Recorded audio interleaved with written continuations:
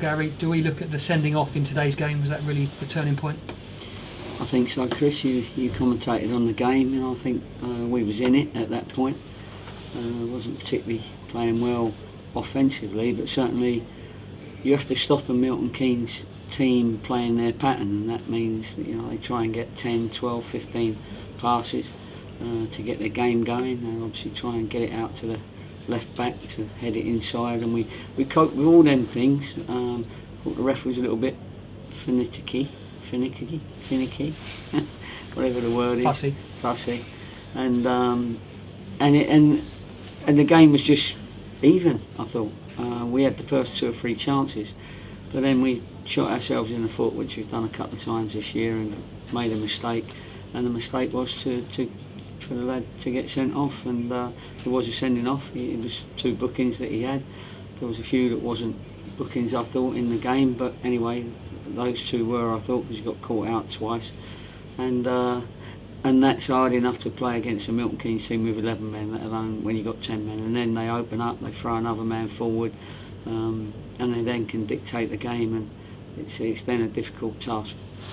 They threw the extra man forward. That was Will Grigg. I think he went further forward to join Afobe, and he scored within 3 minutes of the red card. He did, and if anyone sees it, it's a touch and go whether it was offside.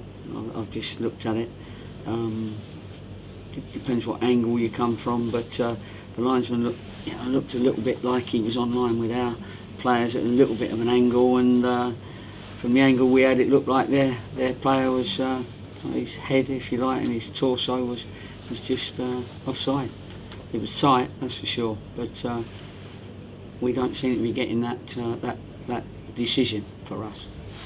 I guess having fallen a goal down, you then have to look for the equaliser, so no surprise that they get a second goal when they're breaking out like that. Yeah, that's right. I mean, you're trying.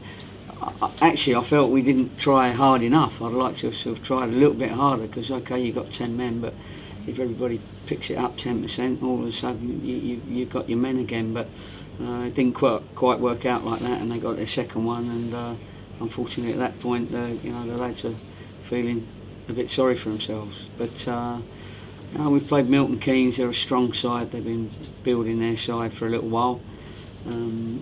They've kept a few players over the years, so obviously financially they've had to keep them happy, and they got some players that are above this level, and those players, although we stopped them today on occasions, they're decent players, and it's no disgrace to get beat to Milton Keynes, but that doesn't mean to say we don't have to be disappointed.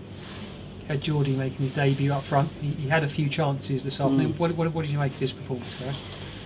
Well, he needed to tuck one in, didn't he? That's what we brought him here for, but we also brought him here so that we can create opportunities with him.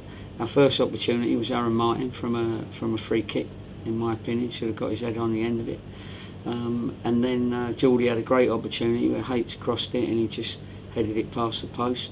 He'd done well to get there, of course.